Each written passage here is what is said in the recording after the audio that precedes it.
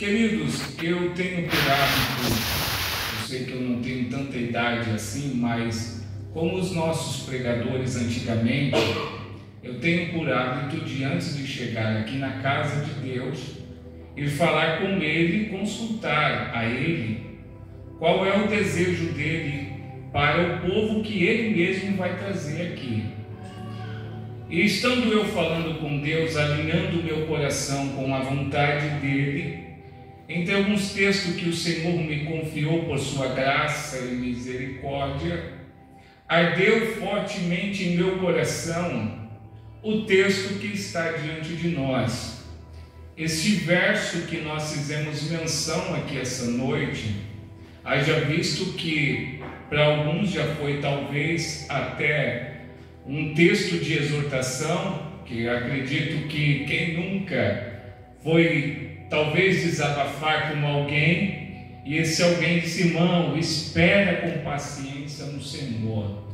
Fez uso do texto sagrado para tentar aconselhar, acalmar, aplacar a euforia de alguém que estava desesperado, sem saber o que fazer. Então, este salmo que está diante de nós, ele é simplesmente conhecidíssimo demais.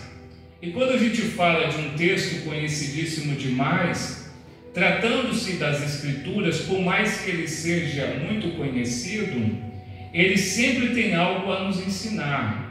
Porque a Bíblia, ela é, como diz certo professor, é um poço fundo, a corda é curta e o nosso balde é pequeno demais. Para tamanha revelação que nós encontramos em cada texto que aqui compõe estas sagradas Escrituras.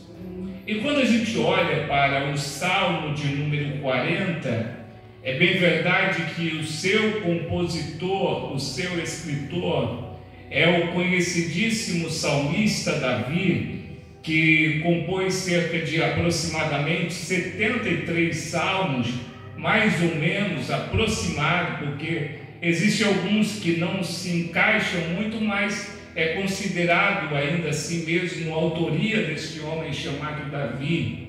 Ele era alguém que tinha uma mente inspirada, era alguém que tinha um espírito inspirado por Deus para compor, para transformar em canções, para transformar em melodias as suas experiências diárias da sua vida. É isso que é o extraordinário de Davi. Davi, ele é encantador nos seus salmos, por quê? Porque mesmo diante das lágrimas, mesmo diante do sofrimento, ele consegue transformar tudo isso em cântico e louvor a Deus. Então Davi, ele é simplesmente extraordinário quando se toca a questão também de composição, de músico e de compositor. E ele, ao compor o Salmo de número 40, que é o que está diante de nós, ele está fazendo nada mais, nada menos do que uma retrospectiva de vida. Ele está, metaforicamente falando, olhando no retrovisor da vida.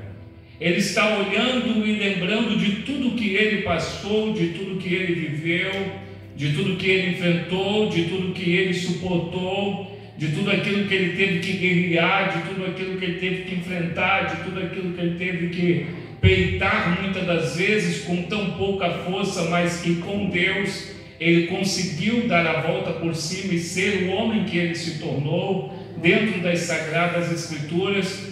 E Davi, ele está olhando no retrovisor da vida, ele está fazendo uma retrospectiva, ele está olhando para o que se foi, ele está olhando para o que atrás ficou, ele está olhando para aquilo que se tornou história na vida dele.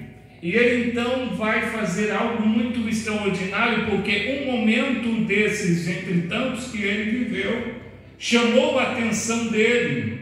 E esse ele vai usar uma metáfora para assimilar o momento que ele passou de dificuldade, que está no verso de número 2. O contexto do Salmo 40 está no verso de número 2. Olha o que diz a sua Bíblia aí no verso 2. Ele vai dizer: tirou-me de um lago horrível, de um charco de lodo, e firmou os meus pés sobre uma rocha. Ele vai usar esta metáfora aqui para dizer: o momento que eu passei, o momento que eu enfrentei, foi semelhante a estar em um charco de lodo, em estar em um lago horrível, em um charco de lodo. Ele vai dizer, a situação foi tão tensa que foi o mesmo que andar sobre o lodo. Foi a mesma coisa do que você tentar caminhar, se movimentar sobre um charco de lodo. E eu não tenho essa experiência do que é andar sobre o lodo, mas se alguém aqui teve essa experiência do que é andar sobre um lamaçal, sabe muito bem que estar andando sobre isso é você viver uma verdadeira instabilidade. Você não consegue ter firmeza praticamente quase que em nada. Você escorrega para tudo quanto é lado. Você escorrega, não consegue, porque a gravidade quer lançar você no barro. A gravidade quer lançar você por terra. A gravidade quer lançar você para baixo. A gravidade, ela quer te tirar da onde você está de pé e fazer você se prostrar diante daquela situação. É o que Davi ele estava enfrentando. Eu estou todo arrepiado aqui, eu estou sentindo Deus essa manhã. Davi ele está dizendo, o momento que eu passei, o momento que eu enfrentei, o momento que eu presenciei foi como que estar sob um charco de lodo. Foi o mesmo que andar sobre um lago cheio de lodo. E aí ele acrescenta em algumas traduções, lago horrível. Aleluia. Acrescentando ainda mais a dificuldade. Ele vai dizer, não foi uma aventura, foi algo terrível. Foi algo que eu senti na minha pele, foi algo que eu experimentei, eu senti que eu ia cair, eu senti que eu iria me prostrar, eu senti que aquele barco iria me lançar por terra. Aleluia! Quem nunca de nós pensou assim? Quem nunca de nós já passou por uma situação semelhante a essa, como nós já ouvimos nesse altar aqui, o irmão testemunhando da dificuldade que ele passou recentemente pela perda de sua sogra, o quão difícil foi. São momentos difíceis que aparecem na nossa vida, são adversidades, são vicissitudes que querem muitas das vezes fazer parar, querem nos lançar por terra. Mas só que Deus, ele trouxe você nessa quinta-feira, colocou sentado nesta cadeira para dizer, quando a situação quiser fazer você prostrar, quando a situação quiser lançar você por terra, a minha mão vai te sustentar de pé na minha presença. Aleluia! A minha mão, oh, aleluia! E sabe o que Deus fala para mim aqui essa noite? Que entrou pessoas aqui que por sua força, por sua habilidade, por suas capacidades humanas, você não estaria aqui. Só está aqui porque a mão de Deus te segurou, porque a mão de Deus te sustentou, porque a mão de Deus te manteve de pé, porque a mão de Deus te segurou quando todos dançaram, quando todos largaram a tua mão. A mão do Senhor ficou agarradinha à sua, dizendo, não vai cair, não vai parar, não vai se prostrar, não vai retroceder. Oh, aleluia! Deus está falando com alguém nessa noite de hoje.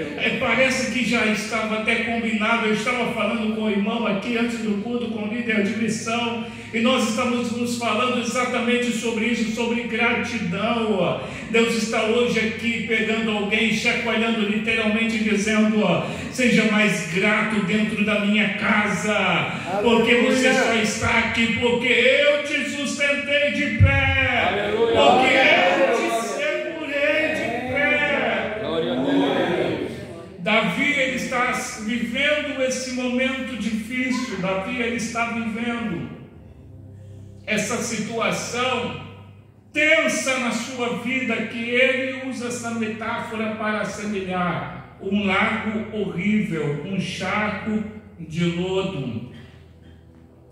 Só que, porém, não existe cova profunda, não existe lago horrível, não existe charco de lodo mais denso que a mão misericordiosa de Deus não possa alcançar, que a mão do Senhor não possa entrar, que a mão do Senhor não possa entrar e alcançar a sua vida.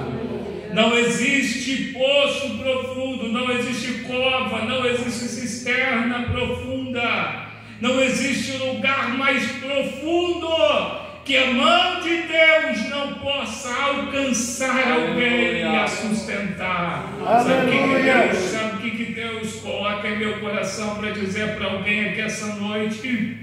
A situação te fez prostrar.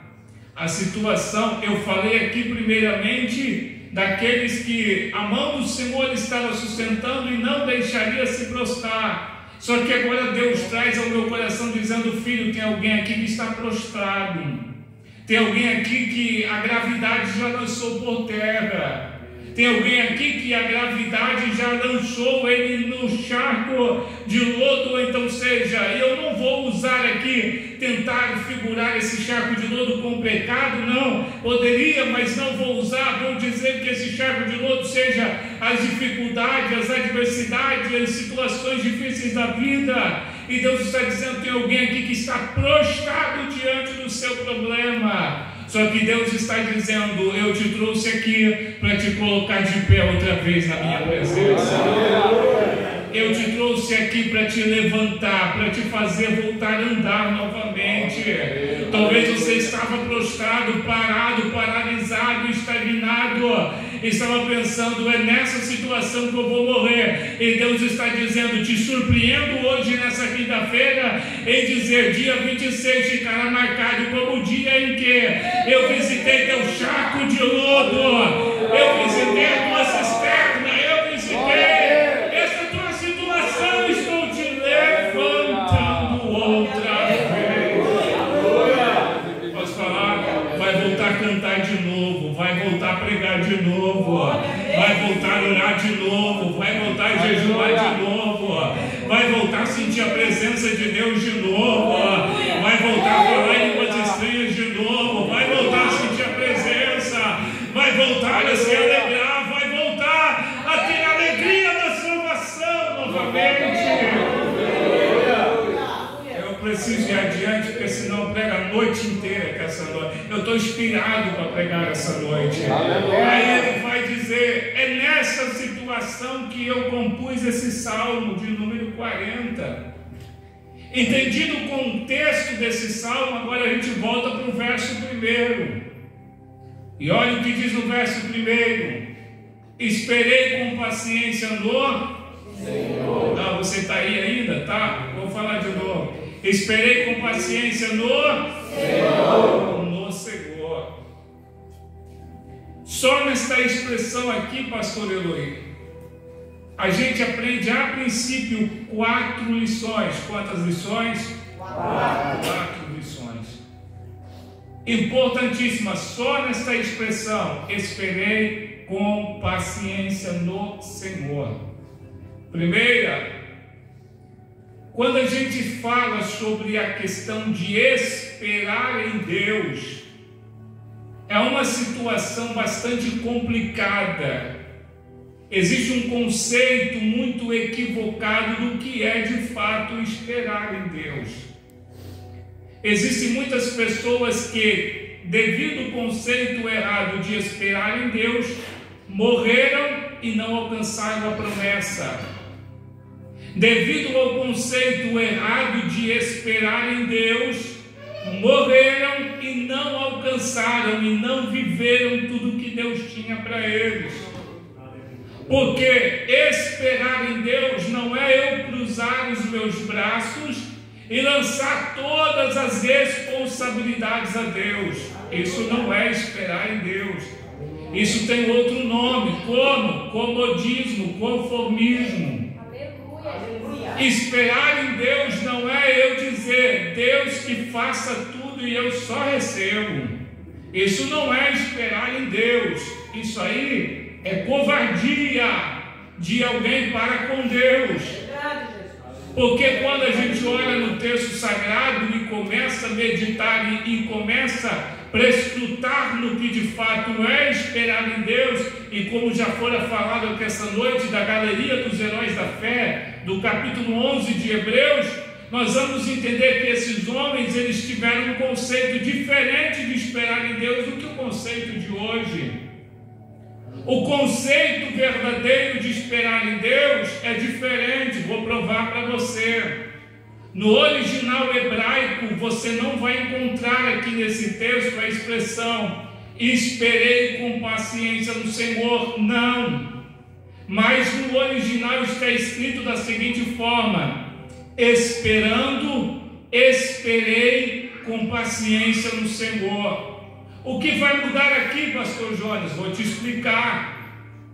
Quando eu olho para a expressão esperando, esperei, não é um pleonasmo, não é uma redundância de palavras, não, Senhor. Mas quando o texto original está dizendo que o salmista falou esperando, esperei no Senhor, ele está nos mostrando que esse esperando aqui é o gerúndio do verbo esperar. E o que seria gerúndio do verbo esperar? Gerúndio do verbo esperar é uma espera em movimento. Você vai ter que dar um olho. É uma espera em movimento. Não é uma espera acomodada.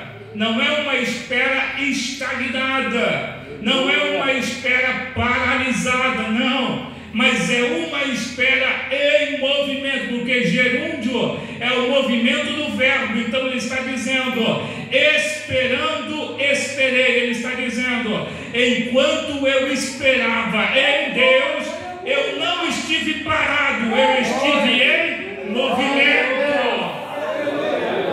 Aleluia. Eu não sei se você vai suportar toda essa revelação de Deus para essa noite, mas aguenta aí, porque Deus quer falar muito forte. É um banquete, pastor, que Deus preparou para essa noite de hoje. Só vai sair daqui com fome quem está desapercebido, mas quem estiver atento, Deus está falando aqui essa noite. Ele está dizendo, no tempo da espera, eu precisei me movimentar. É isso que Deus está falando com alguém nessa noite. Muitas pessoas aqui, se eu fizesse uma pesquisa coletiva, muitos estariam me dizendo, eu estou esperando no Senhor. Estou esperando no Senhor. Ok, mas como é essa tua espera? Enquanto você está esperando, você está em movimento? Exemplo, Deus disse um dia para mim, vou te fazer um pregador da minha palavra. Aleluia. Eu recebi aquilo com muita alegria. Só que, porém, enquanto eu não era um pregador, eu estava em movimento. Como? Estudando a Bíblia, orando, jejuando, buscando, mergulhando, prescrutando, me aprofundando. Porque se eu não me movimentasse, Deus jamais cumpriria a promessa na minha vida. Deus jamais faria acontecer na minha vida o que um dia Ele disse que faria. Eu precisei esperar em movimento. Deixa eu dizer algo aqui para alguém nessa noite de hoje. Talvez você não vai gostar, mas deixa eu falar. Aperta o cinto e começa a se movimentar, filho. Aperta o cinto, arremanga as mangas e começa a se movimentar. Porque senão vai terminar o 23, vai entrar o 24, vai terminar o 24, vai entrar o 25 e você vai continuar do mesmo jeito, da mesma situação. E Deus dizendo, eu só estou esperando você se movimentar na terra para eu me movimentar nos céus. Eu vou falar de novo para ver se alguém pega aqui essa noite. Deus está dizendo para alguém, eu só estou esperando você se movimentar na terra para eu pôr os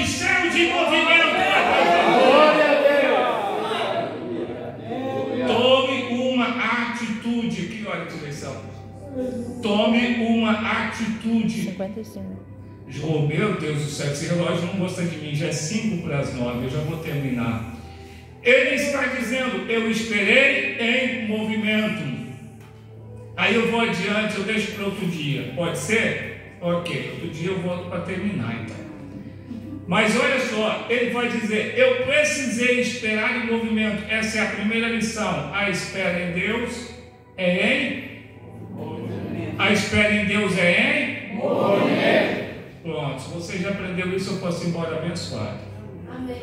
A segunda coisa que ele vai nos ensinar aqui, a segunda coisa é esperei com paciência. Com paciência. Paciência. Isso aqui é muito lindo.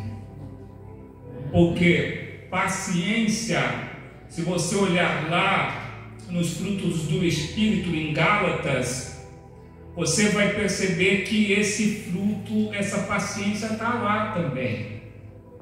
Quando o texto vai dizer longanimidade, é a mesma coisa que paciência.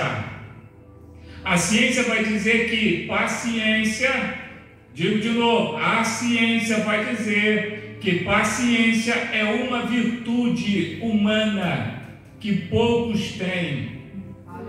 Eu, diante do contexto cristão, diante do cenário cristão, falaria diferente. Paciência é um gomo do fruto do Espírito gerado dentro de cada um de nós.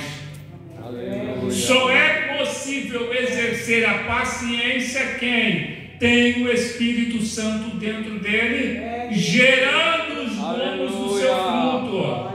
Aleluia. E o que de fato é paciência?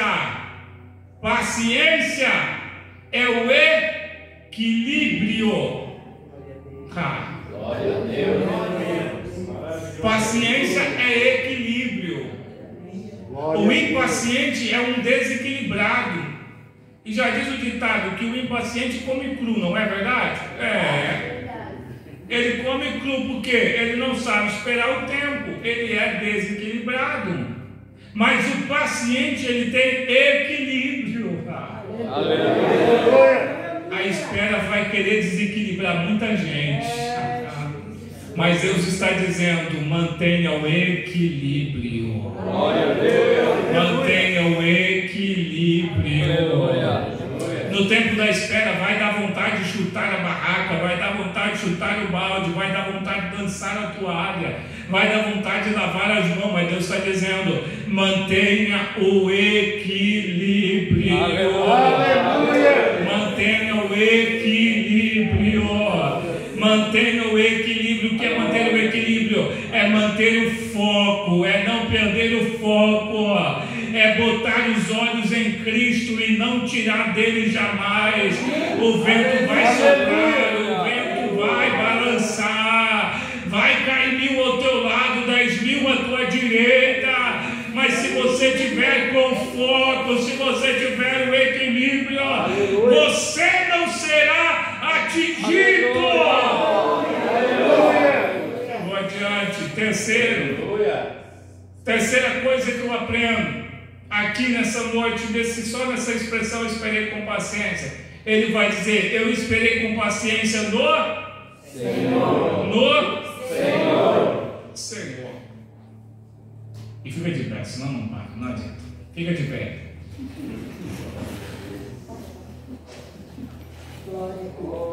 Eu esperei com paciência no Senhor. Eu recapitulo para você sair daqui com isso gravado nas tábuas do teu coração.